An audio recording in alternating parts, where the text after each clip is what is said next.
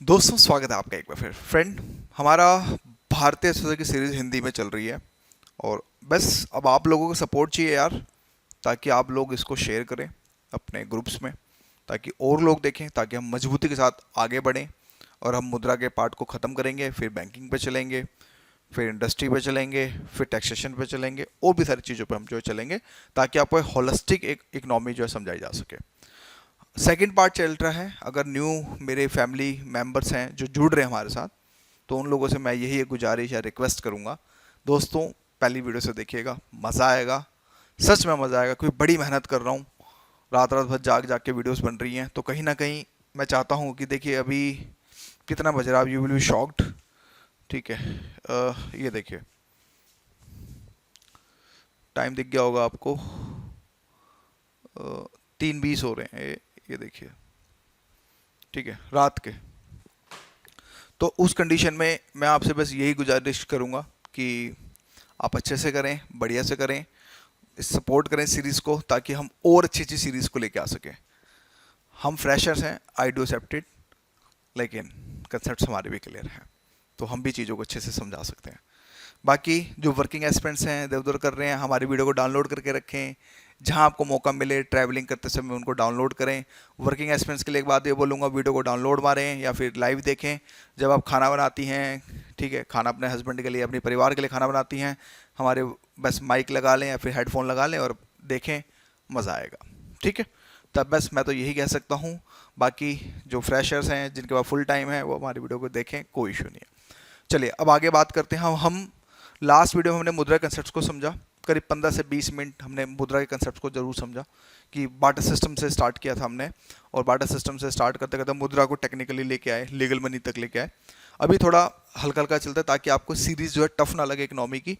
तो मेरी कंडीशन यही होती है कि मैं सीरीज़ को बिल्कुल ईजी वे में लेके आऊँ, ताकि सामने वाला बंदा अगर ज़ीरो है, इकोनॉमी के बारे में कुछ नहीं पता, क्या होता है इकोनॉमी, मतलब एक बोलते हैं ना इकोनॉमी को झेलना, इसलिए कंसेप्ट लेके आया हूँ। तो बस आप मेरे साथ बने रहिए, देखते रहिए। चलिए देखिए, हम लास्ट पॉइंट पे थे मुद्रा के ह्रास तत्व पे। मैंने आपको दो पॉइंट्स बताए थे कि एक टेक्निकली एक नॉन टेक्निकली, तो उस चीज़ को हमने डिस्कस कर लिया था। अब चौथा पॉइंट समझते हैं, चौथा या फिर नेक्स्ट पॉइंट जो भी है, नाग्य उत्पादन लागत। नाग्य का मतलब क्या होता है, जिसका नील। उत्पादन का मतलब होता है जब हम किसी चीज़ का प्रोडक्शन करते हैं। लागत माने होती है कॉस्ट। कॉस्ट का मतलब ये, मान लो आपकी कंपनी है, आप एक ये मान लो पेन बनाना चाहते हो, मान लो 5 का पेन बेचोगे तो कहीं ना कहीं 4 रुपये आपकी लागत तो आएगी, लेबर कॉस्ट प्रॉफिट लेके सब कुछ लेके, जब जाके आप 5 का बेचोगे आप 1 रुपये प्रॉफिट अर्न करने के लिए। तो ये आपकी एक लागत होगी, जो आपकी इसको मतलब कि चीज़ों को उत्पादन करने में जो भी आपकी लागत आ रही है, इनपुट कॉस्ट आ रही है, जो भी कॉस्ट आ रही है वो आपकी लागत होती है। तो नाग्य माने नील, उत्पादन माने किसी चीज़ का उत्पादन करना, और लागत। तो मुद्रा का उत्पादन वह नहीं के बराबर रहता है। सही बात है, 20 रुपये नोट को 2000 में बेचती है गवर्नमेंट, यही होता है ना देखा जाए तो। अगर 2000 के नोट की वैल्यू कितनी होगी, अगर हम पेपर में कन्वर्ट करें उसको, इतनी होगी। मुद्रा की मांग और महत्व की तुलना में इसकी कागज और छपाई पर बहुत कम व्यय आता है, फैक्ट है। सिक्कों में ज्यादा आता है दोस्तों, इस चीज को याद रखिएगा। लेकिन अगर हम चीजों को कागजों में देखें, जिसकी वैल्यू अगर हम देखें 50 रुपये नोट से अगर हम ऊपर चले जाते हैं, तो कहीं ना कहीं हमें यह देखने को मिलता है कि कागज अगर हम देखें तो इनकी जो छपाई होती है, इनका जो वैल्यू होता है वो कहीं ना कहीं कम होता है। मुझे अब एक बात बताइएगा, एक बहुत ही इंटरेस्टिंग क्वेश्चन है, बहुत डेप्थ में क्वेश्चन अभी मेरे दिमाग में आया, और मुझे प्लीज बताइएगा, ठीक है, कि सबसे ज्यादा गवर्नमेंट अगर मान लो 10 का, 20 का, 50 का, 100 का, 200 का, 500 का, 2000 का अगर नोट छापती है, तो सबसे ज्यादा नोट कौन से छापेगी?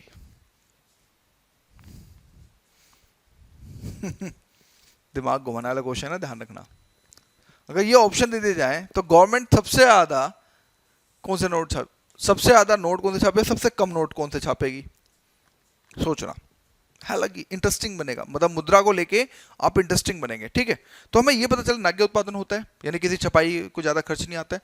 नेक्स्ट पॉइंट है प्रतिस्थापन लोच का अभाव। अबे कहाँ गया, हाँ, प्रतिस्थापन लोच का अभाव। प्रतिस्थापन लोच का मतलब क्या होता है, पहले इस चीज को समझ लेते हैं, जिसका सब्स्टिट्यूट ना के बराबर हो। ठीक है, जिसका सब्स्टिट्यूट ना के बराबर हो, आप ऐसे ही बोल सकते हो, क्योंकि प्रतिस्थापन माने होता है सब्स्टिट्यूट, लेकिन अभाव का मतलब यहां पे उसका नहीं है। तो यानी कि जिसका कोई, जैसे कि हम कोक पीते हैं, पेप्सी पीते हैं, कोक ने मिली ला यार तू पेप्सी दे दे, यही होता है। तो ये क्या है, they are the substitute goods, ये नहीं तो ये काम चल जाएगा। अगर मान लो कोई और कोचिंग नहीं तो दूसरी कोचिंग चल जाएगी, पढ़ाना सब नहीं है, तो कोचिंग की लैंग्वेज समझ आए, यानी कि अगर ये नहीं तो कोई और काम चल के आपका चल जाएगा। अगर टाटा का एसी नहीं तो मान लो सैमसंग का एसी चल जाएगा, तो है कुल मिला के एसी है। तो उसी चीज को जब सब्स्टिट्यूट का अभाव हो जाए, यानी कि मुद्रा एक ऐसी चीज है कि जिसका कोई सब्स्टिट्यूट नहीं है। हालांकि नहीं सर सोना है, गोल्ड है, जमीन है, भाई अगर सोना और अगर आप बोल रहे हो, गोल्ड अगर आप बोल रहे हो, और आप अगर जमीन बोल रहे हो, तो भाई आखिर उसको तो एट द एंड कन्वर्ट तो मनी में होना है। अब ऐसा तो है नहीं कि आप मान लो एक तोला सोना लेके जा रहे हो, ले भैया 1 किलो दूध दे दे, ऐसा पॉसिबल है? आप ही बताइए, पॉसिबल है ऐसा? मेरे हिसाब से तो नहीं होगा। क्यों? तो इस चीज का अभाव है, यानी कि यहां पे जो लोच होती, प्रतिस्थापन की जो लोच है उसका अभाव है। समझ आया? अब समझते हैं बुकिश लैंग्वेज में। मुद्रा में प्रतिस्थापित लोच का अभाव होता है, चाहे मुद्रा की मांग बहुत अधिक भी हो जाए, किंतु इसे किसी अन्य वस्तु से प्रतिस्थापित नहीं किया जा सकता। यानी कि मुद्रा की मांग चाहे कितनी भी हो जाए, उसको किसी और मनी के साथ सब्स्टिट्यूट नहीं किया जा सकता कि नहीं हम गोल्ड लेते हैं, ले एक काम को तुम पेट्रोल ले लो मेरे से, तुम हर जगह पेट्रोल दे दे के आओ। मान लो तुम 1 किलो दूध चलो भैया, आधा लीटर पेट्रोल ले लो। Is it possible? No. Flight में बैठे हो आधा लीटर पेट्रोल दोगे, इज इट पॉसिबल? पैसे तो घुसने नहीं देंगे सिक्योरिटी वाले ही। ये चीजें पॉसिबल है? नहीं है। यदि चावल का अत्यधिक मूल्य बढ़ जाए तो लोग गेहूं खा सकते हैं, किंतु मुद्रा की मांग बढ़ने पर भी मुद्रा का ही प्रयोग होगा, चाहे मुद्रा की मांग कितनी भी बढ़ जाए। कहने का मतलब ये है, चावल के रेट, अगर मान लो चावल के रेट बढ़ जाए तो आदमी गेहूं खा सकता है। These are the substitute. हालांकि साउथ इंडिया में दिक्कत होगी, लेकिन नॉर्थ इंडियन वाले ठीक है, चावल नहीं लाया तो रोटी दे दे, रोटी ने तो लाया तो चावल दे दे। We can substitute the things, मतलब हम इधर चीजों को, ये नहीं तो हम ये खा सकते हैं। जैसे मैंने कोक और पेप्सी का बताया आपको, थम्स अप का बताया, ठीक है, तो ये सब चीजें सब्स्टिट्यूट है। लेकिन मुद्रा का क्या? मुद्रा ऐसी चलेगी।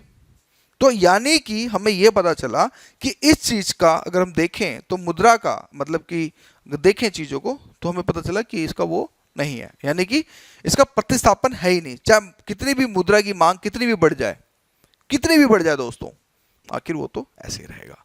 तो ये सब चीजें हमें जो है कुल मिला के हमें देखें तो हमें देखने को मिलती है। अब आते हैं मुद्रा के दोष। देखो अभी तक हमने पॉजिटिव वे में पढ़ा कि ठीक है भाई मुद्रा का ये है, वो है, फलाना है, ढिकड़ा है, ठीक है। अब थोड़ा सा अब हम दोष को पढ़ेंगे, ठीक है। इतना ठीक है। हाँ। मुद्रा के दोष, आखिर वो कमियां क्या है मुद्रा में? ठीक है, मुद्रा तो हमने करा अभी तक एक लेक्चर में, तो आखिर कमियां क्या है, हम उस चीज को यहां पे जो है समझने की जो कोशिश करते हैं। देखो असमानता, असमानता मतलब अमीर गरीब किसने बनाया? लॉजिकल देखे तो किसने बनाया? मुद्रा ने। यानी कि हमें यह पता चला कि जिसके पास ज्यादा मुद्रा है, लाइक टाटा, अंबानी, हालांकि Tata is very decent person, I really respect him, Ambani की मैं बात करता नहीं, रिचेस्ट है but not a decent one. तो उस कंडीशन में हमें यह पता चला कि कैसे, अब एक किसान है बेचारा, एक लेबर है, ये कैसे डिफरेंशिएट किया हमने कि वो अंबानी है या लेबर है? कैसे डिफरेंशिएट किया? मुद्रा को लेके। यानी कि हमें यह पता चला कि जिसके पास जितनी ज्यादा मुद्रा होगी हम उसी के हिसाब से चीजों को जो है हम जो है लेके चलेंगे। तो हमें यह पता चला कि कहीं ना कहीं दो वर्गों में डिवाइड कर दिया। अब आज के समय जो लोग मुद्रा के पीछे भागते हैं, पैसे पीछे भागते हैं, 10,000 की नौकरी छोड़ दी हम, 15,000 की करेंगे। क्यों करें? कोई भाई वहाँ सैलरी ज़्यादा मिल रही है, हम गवर्नमेंट जॉब की तैयारी करेंगे, सिक्योर जॉब है, पैसा भी ऊपर से बन जाता है बहुत ज़्यादा। क्यों करेंगे भाई? भैया मुद्रा की वजह से। तो कहीं ना कहीं अगर बात करें तो कहीं ना कहीं खाई जो है रिचेस्ट और पुअर की बढ़ाती है। तो हमें यह पता चला कि कहीं ना कहीं इसके अंदर दो वर्ग में विभक्त हो जाता है। बुकिश लैंग्वेज में देखें, निर्धन निर्धन वर्ग धन के अभाव में सदैव हीन बना रहता है, और धनी वर्ग जो होता है धन के कारण धनवान हो जाता है। ये बात सही है नहीं है? तो दूसरा धनी वर्ग सदैव निर्धनों पर शासन अथवा शोषण भी जो है अगर बात करें तो करता रहता है। ये बात क्लियर हुई? आगे बढ़ते हैं। ये मैं थोड़ा पीडीएफ से समझा रहा हूं क्योंकि पीपीटी मैंने बनाई नहीं थी इसकी, तो मैंने शॉर्टकट पीडीएफ में कन्वर्ट कर दिया। हाँ ठीक है। पूंजीवाद का जन्म एंड शोषण अब समझ गए होंगे। पूंजीवाद का जन्म, पूंजीवाद मतलब क्या? जहां पे मार्केट, हमारे देश में कुछ तीन तरह की मार्केट्स हैं हमारे पूरे वर्ल्ड में। एक है कैपिटलिस्ट, जहां पर पूंजीपति का पूरा जो साधन पे जो अधिकार होता है वो पूंजीपतियों का होता है, जहां पर प्राइवेटाइजेशन का सबसे ज्यादा बोलबाल होता है, लाइक यूएसए। यूएसए जाओ आप, you will be shocked, trust में। वहां दांतों का इलाज कराने के लिए कम से कम $50,000 you must be have in your pocket. दांतों का $50,000, 50,000 इंटू 70, अभी तो आई थिंक 75 चल रहा है, 75 से करो, इतना बिल बन जाता है। और वहां पर there is nothing in government hospitals, there is no government hospital in specially DC और न्यूयॉर्क में या फिर पूरे अमेरिका में। वो कंसेप्ट ही नहीं है। वहां पे यह है कि privatisation, you must have a insurance card, जिसका वो हर महीने के हिसाब से उनका चार्ज होता है और उसके साथ भी चीजें जो पे करनी पड़ती हैं। We are really thanks to India, और हम अपने मार्केट को बिलीव रखते हैं कि हमारे यहाँ पे गवर्नमेंट हॉस्पिटल्स हैं। इसी की जैसे कैपिटलिस्ट में होता है पूरा का पूरा पूंजी, यानी कि प्राइवेटाइजेशन का बोलबाला होता है उनका। They want to earn a maximum profit in a very short term period. इसका मतलब यहाँ पे ये हुआ कि वो पैसा सबसे ज्यादा कमाना चाहते हैं जितना ज्यादा कम समय में। आखिर क्यों? वहां पे स्टार्टअप्स को ज्यादा बोलबाल दिया जाता है, वहां पे स्टार्टअप्स को भगवान की तरह पूजा जाता है। लाइक गूगल फाउंडेशन, गूगल क्या था? जस्ट इंटरनेट जान, नथिंग एल्स, लेकिन वो पूरे वर्ल्ड को रूल कर रहा है गूगल अब। तो इसी के जैसे और भी अमेरिकन कंपनीज है, KFC है, ये सब क्या है? ये कैपिटलिस्ट मार्केट से तो निकली है। अभी नो ये अपनी, अब साले ये फ्रेंचाइजी बेचते हैं। बताओ, मैकडी की फ्रेंचाइजी लेने जाओ तो कम से कम आपके पास 2 करोड़ रुपए होने चाहिए जेब के अंदर। 2 करोड़ सर जी दे दो फ्रेंचाइजी मैकडी की, ये सिस्टम होता है। और साथ में फिर उनकी तानाशाही अलग, ये बर्गर नहीं, ये क्वालिटी नहीं, ये नहीं, ये चेकिंग, वो चेकिंग, फलाना चेकिंग, ढिगड़ा चेकिंग। क्यों?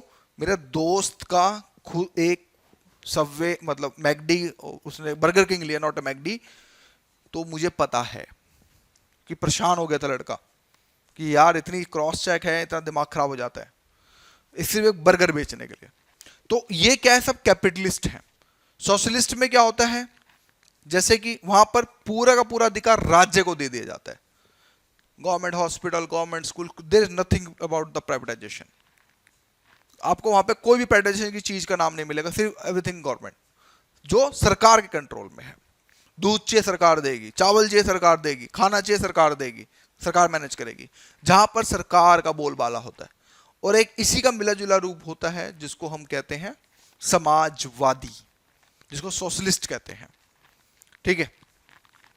तो उसके अंदर कुल मिला के अगर हम देखें तो दोनों का मिक्स रूप होता है, प्राइवेटाइजेशन और गवर्नमेंट का जो है चीजों को अगर हम देखें तो इसमें चीजों को जो है हमें जो है देखने को मिलता है। ठीक है। पूंजीवादी अर्थव्यवस्था, समाजवादी अर्थव्यवस्था और मार्क्सवादी अर्थव्यवस्था, ये कुछ इस तरह के पहलू जो हमें कुल मिला के अगर हम देखें तो हमें जो है देखने को मिलते हैं।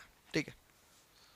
अब आते हैं दोस्तों पूंजीवाद का जन्म और शोषण, यानी कि पूंजीवाद लोग ज्यादा देखें तो होती हैं, और उसके बाद देखें तो ये मतलब पूंजीवाद क्या करते हैं? ये लोगों का शोषण करते हैं। किसका? गरीब लोगों का। जितना ये अपने आप को धनवान बनाना चाहते हैं, लेकिन और गरीबों को जो शोषण करना चाहते हैं। नैतिक पतन हो जाता है पैसे के कारण, मुद्रा के कारण क्या होता है? पैसे के कारण क्या होता है? नैतिक पतन भी होता है। हम कुछ काम ऐसे करते हैं जो हमें पता है गलत है, लेकिन हम कर रहे होते हैं।